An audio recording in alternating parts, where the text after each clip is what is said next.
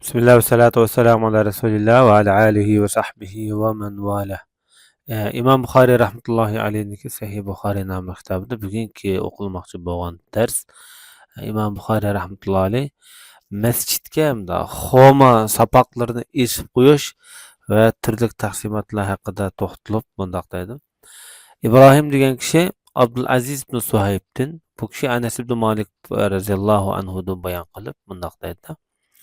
Peygamber sallallahu vesselam'ın huzuruna Bahreyn'den bir türkü mal keltirildi. Tarihçilarınki aytishicha, Ala ibn Hazrami Bahreyn'den Peygamber sallallahu vesselam'ın qishiga avatgan. Bahreyn fatih qilingandan keyin Bahreyn'dagi xirajlari va yoki jizya qatorliq narsalar, ya'ni bu Peygamber sallallahu vesselam o'lib ketishdan oldingi voqeliklar.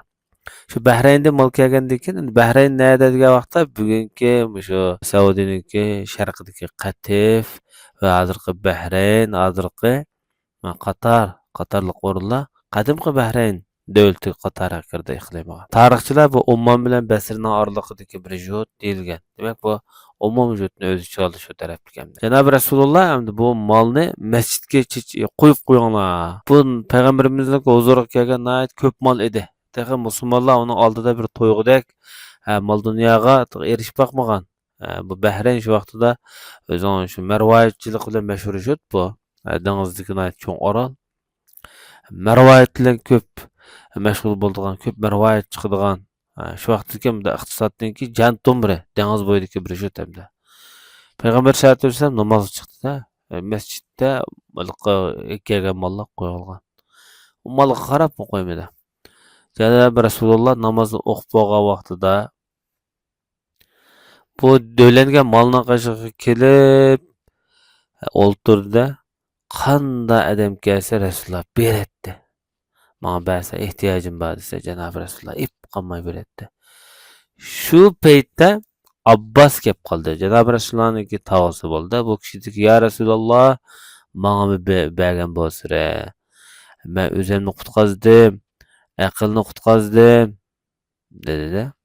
Peygamber sallallahu aleyhi ve sellem onunla ala dedi. Çünkü Abbas ibn Abdülmuttalib bilan oğlu Aqil ibn Abi Talib Bedr g'azotida asirga tushib qolgan. Shu vaqtida Janob Rasululloh Abbas nurg'un Makka asirlaridan payg'ambarimiz fidya olgan, to'lama olgan. Shu qatorda tog'asi Abbosdinmi, Nevre inisi aqldimi төлемаған Cenab-ı Resulullah. Şunu demekçi, müstahcık arayda atıp kettim. Pulum müşahı ketip kalgan ya Resulullah bana berse dedi. Peygamberimiz dedi ki, ala dedi. Hazreti Abbas kiyimlerini şunda giyip altınına, şu mal dünyanın kaçıladı hem de kaçılap kötürey dep temşel diyor, kötüremedi. Ya Resulullah bir başkılını bursa bana bir apaç kılıp kötüye kızıp koysun dedi. Peygamberimiz yak dedi. Buna sen üstüme yükleyip koyamsın. Sen yardımcı şey yapsın dedi Resulullah'a. Çünkü Resulullah bir yerde cihan ede hem de. Digen Peygamberimiz yak dedi. Yani yak da bunu dedi. Şola onun altın küme, şu mal dünyada bir şey çiçi etti, eli etti.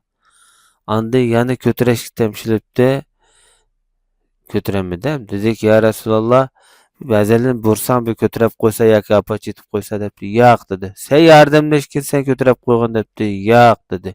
Yani bundan jiq mal dünyanı elib etdi. Andın şunda kötürəb özünü dolusuq atıp yürüp ketdi. Peygamberimiz qarab ketdi de. Peygamberimiz hatta şu Abbas'ın sayısı yo'qolg'ichi, ko'langiz yo'qolg'ichi qarab turib ketdi de deydi. Mal dunyoga bo'lgan hersmanligidan hayron qoldi. Chiq turib ketdi de. Payg'ambar sollallohu alayhi vasallam şu mescitteki ordudan hatta kopmagan ahval aslida Rasululloh şu o'ttaga yerdi shu bir dirham pul qo'yib qo'ymay qopib ketdi deydi. Hammani taqdi etdi, ip qolmadi. Bu hadisga raviylarning hammasiga tarjimalar o'tib bo'lgan, qaytilmaymiz. Bu hadisda ham Payg'ambar sollallohu alayhi vasallamniki nemishqa Abbas ibn Abdulmuttalibga bu yerda yordam bermadi degan vaqtida mal dunyoni o'ziniki hojatidan o'shq ilolmasligini bak to'la bak yurkin berib qo'yib yaxshi ko'rmaslikni Payg'ambar sollallohu alayhi vasallam bu yerda o'gitish, bildirish uchun Payg'ambar sollallohu alayhi vasallam bu yerda shundoq bir hayronlikda qarab ketgan. Hem shunaqla yordam bermagan. O'zing hojatingdan o'sh qolsang yaxshi bo'lmaydi bu dunyoda. Buningda bu hadisda amaliyotda bobdiki masalan mazmun aniq yoritilmagan bo'lsa-mu, lekin buniki boshqa hadislar bilan to'liqlashgan bo'ldi. Faqat bobda deyilgan mazmun taqsimotni asos qilgan. Degandek payg'ambar sollallohu alayhi vasallam bu yerda kelgan molni taqsimot qilib bergan. Ammo o bobning oyog'idagi masalan masjidga xom sapoqlarni esib qo'yish degan kalima bu mazmunda chiqmagan. Bu boshqa mazmunlarda bor. Payg'ambar sollallohu alayhi vasallam o'sha masjidga tomlarga sizlar xomniki pishgan mavsumlarda xom shoxlarni esib qo'yinglar deb ashablardan birini mas'ul qilib kambag'al miskin bitta sahobalarniki yeyishiga payg'ambar sallallohu alayhi vasallam bu yerda qulay bir turmush hozirlab bergan. Bu xomlarniki taqtish, buni saqlash, muhofaza qilishga Muaz ibn Jabal roziyallohu anhuni mas'ul qilib bekitib qo'ygan.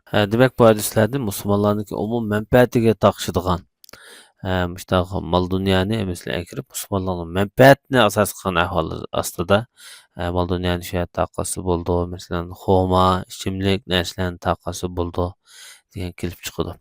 Va sallallohu ala nabiyina Muhammad va ala alihi va sahbihi ajma'in.